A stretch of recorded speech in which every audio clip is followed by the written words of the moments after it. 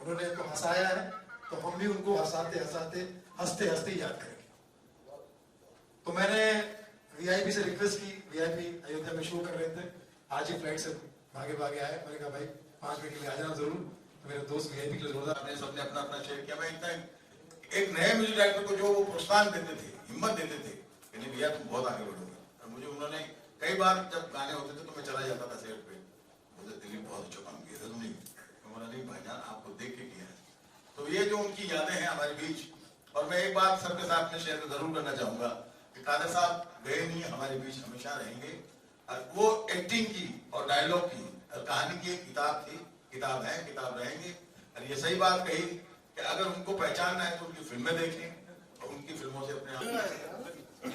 मेरा कहना है सबसे बड़ा संस्कार होता है और कादर भाई जी अमर आत्मा थे, एक ऐसी ज्योति थे। हम सब यहाँ उनको याद करने के लिए इकट्ठे हुए हैं और ईश्वर उनकी आत्मा को अमर ज्योति प्रदान करें।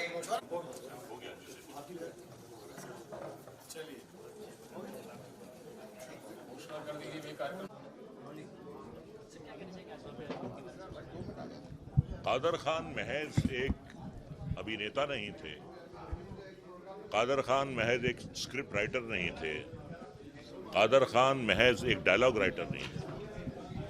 कादर खान अपने आप में एक दौर थे, एक इरा थे।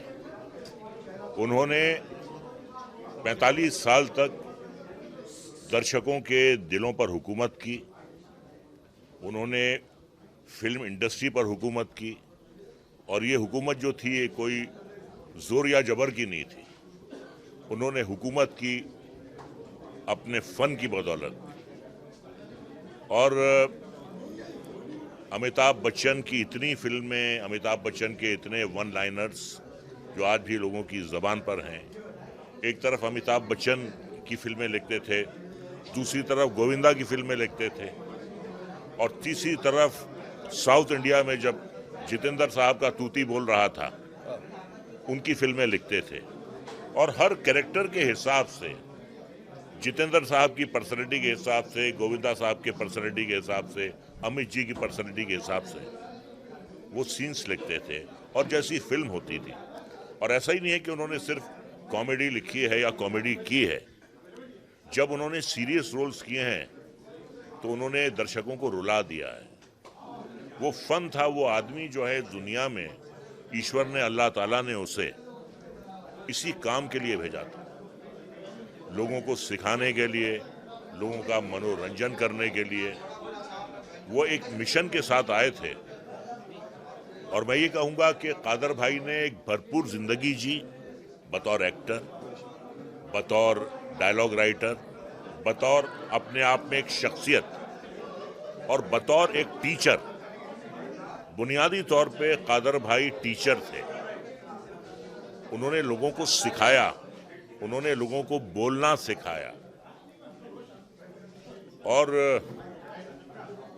क्या कह सकता हूं उनके बारे में, यही कहूंगा कि जो सबसे अच्छी बात उनकी जिंदगी में रही वो ये थी कि उन्होंने गुर्बत बचपन में देखी, गरीबी को बहुत करीब से देखा। उन्हें पता था कि गरीब आदमी की क्या तकलीफें होती हैं, उसकी क्या ख्वाहिशात होती हैं। इसलिए जब भी कादर भाई ने फिल्में लिखी हैं, ख़ास तौर से उन्होंने आम जनता जो है इस देश की, उनका ख्याल रखा है। क्योंकि हर उस दौर से वो गुजर चुके हैं जिससे एक गरीब आदमी गुजरता है। और वो एक बहुत बड़े इंसान थे, बहुत बड़ा उनका दिल था, लेकिन उनके दिल में इतनी बुलंदियों पे पहुंचने के बावजूद जो उनके दिल में एक गुर्बत थी, उनके सीने में एक गरीब आदमी का दिल धड़क रहा था। और आखिर तक वो दिल जो था वो गरीबों के लिए धड़का। कभी कोई प्रोड्यूसर, डायरेक्टर बड़ी बड़ी फिल्में करते थे, मद्रास की करते थे, अमिताभ बच्चन की करते थे, प्रकाश मेहरा की करते थे, मनमोहन देसाई की करते थे। लेकिन इसरार जैसे हमारे प्रोड्यूसर भी जब उनके पास जाते थे, उनसे मिन्नत समाजत करते थे, तो कभी उन्होंने किसी को मना नहीं किया। ये नहीं था कि कादर भाई की वक़्त कम होती थी इन फिल्मों से में काम करने से, बल्कि उन फिल्मों की वक़्त बढ़ जाती थी कादर भाई के काम करने की वजह से। तो कभी कभार सेंचुरी में एक आध कोई ऐसा बंदा पैदा होता है, 100 साल में, एक शताब्दी में। और बार बार मैं ये कहता हूँ उनके बारे में कि हज़ारों साल नरगिस अपनी बेनूरी पे रोती है, हज़ारों साल नरगिस अपनी बेनूरी पे रोती है। बड़ी मुश्किल से होता है चमन में दीदावर पैदा। कोई बुरी आदत नहीं थी, कोई लत नहीं थी, ना शराब पीते थे, ना सिगरेट पीते थे, ना कभी औरतों में दिलचस्पी लेते थे। उनके 3 मिशन थे, काम, काम और काम।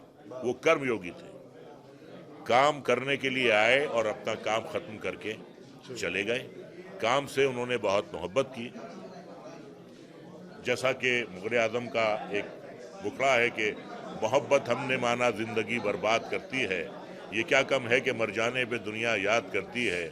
किसी के इश्क में दुनिया लुटाकर हम भी देखेंगे, तेरी महफिल में किस्मत आजमा कर हम भी देखेंगे। तो कादर भाई, जब तक ये इंडस्ट्री है, जब तक ये दुनिया कायम है, कादर भाई का नाम जो है सुनहरे अल्फाजों में लिखा जा चुका है, जो कभी कोई मिटा नहीं पाएगा। इतना ही। वो मिलने गए थे कादर सर से जब वो बीमार थे कनाडा में, तो उन्होंने उनसे ये कहा कि अब इंडस्ट्री से मुझसे कोई मिलने नहीं आता। इवन जब फ्यूनरल हुआ तभी इंडस्ट्री से कोई नहीं गया। इसके लिए क्या कहना चाहेंगे आप सर, जिन्होंने इतना मदद किया लोगों का, उनके लिए कोई नहीं। और जब अब यहाँ प्रेयर मीट हो रहा है, ये हो रहा है, इन सब चीज़ों का क्या मतलब है सर? जब जिंदा था तब तो उन्हें कोई। अब तो आप हमारी उस पर शक कर रहे हैं, आप हमारी नीयत पे शक कर रहे हैं।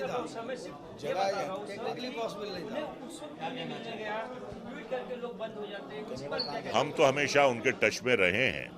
अब भाई बात यह है कि कहीं ना कहीं कुछ कसर रह जाती है, और अगर कसर ना रहे तो फिर इंसान और भगवान में क्या फर्क। निदा फादली का एक शेर है कि कभी किसी को मुकम्मल जहां नहीं मिलता, कहीं ज़मीं तो कहीं आसमान नहीं मिलता, कहीं ना कहीं कुछ कसर रह जाती है।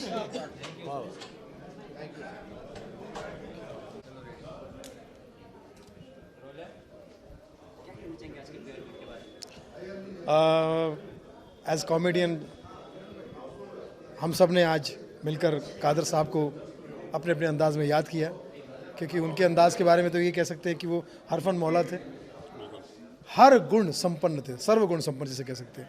गुण भी जो है मतलब उनका कदरदान था।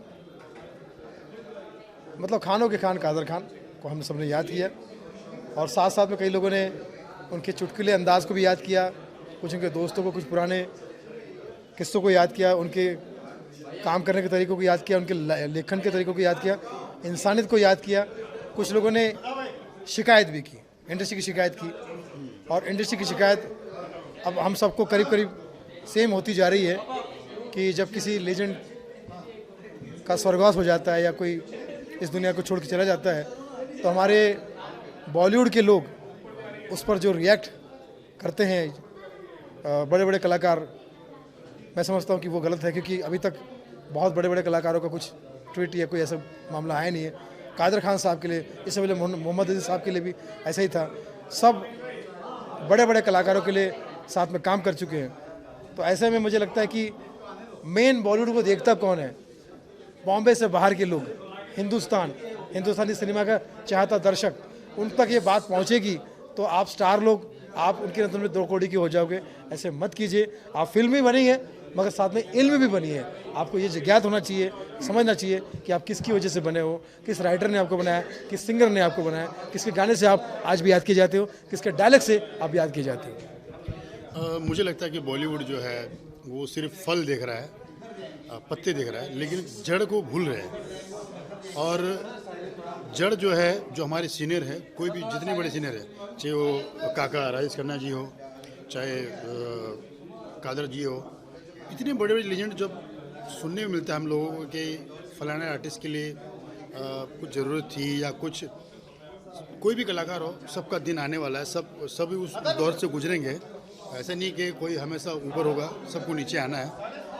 लेकिन जब आप नीचे रहते हो, उस वक्त अगर आपको प्यार मिल जाए, मैं पूरी बॉलीवुड को कहने जा रहा हूँ, बॉलीवुड जब आप देखते हैं कि जो कलाकार इस दुनिया में अब खोया जा रहा है, मतलब अगर उसको थोड़ा सा प्यार मिल जाए तो वो कुछ साल और जी सकता है। ऐसे ही कुछ कलाकारों के साथ हुआ है, जैसे कि अभी आज काफ़ी लोगों ने कहा कादर जी के बारे में कि उन्हें अंत में प्यार नहीं मिला, तो ये बहुत ही बॉलीवुड के लिए बहुत शर्मनाक की बात हुई है। अगर मेरी आवाज़ सुन रहे होंगे तो जो कलाकार अब जिन्हें मौका नहीं मिल रहा है, जिसे लोग भूलते जा रहे हैं, उसे याद कीजिए, उन्हें बुलाइए, उनके साथ बैठिए, कुछ भी उनसे काम कराइए, लिखाइए बिखाइए, जो राइटर हो कोई भी हो, क्योंकि कलाकार तब जिंदा रहते थे जब उनके साथ पूरा बॉलीवुड खड़ा होगा। और मैं उम्मीद करता हूँ कि बॉलीवुड ऐसी गलती दोबारा ना करे, उन्हें प्यार मिले। और कादर जी के लिए बस ये कहूँगा कि भगवान उनकी आत्मा को शांति दे।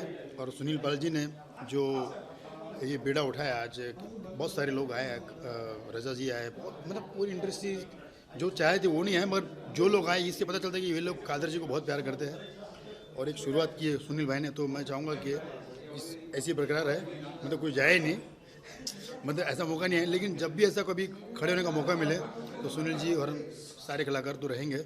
और भी कलाकारों से विनती करते हैं कि आप भी जुड़े, ताकि उस कलाकार को आत्मा को शांति मिले। अफसोस तो है ही है इतने लेजेंडरी कलाकार का, और उससे ज़्यादा अफसोस है कि उनके अफसोस पे कोई अफसोस करने वाला नहीं है, जिनको देखकर हम सब बड़े हुए, इंडस्ट्री में इतना सब कुछ दिया, और धीरे धीरे ये सब धरोहर जा रही है हमारी।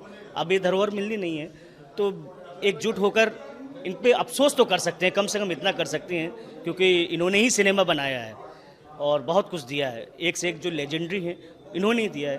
तो बस यही अफसोस है कि कम से कम अफसोस दिल से ज़रूर करें तो बड़ा अच्छा लगेगा।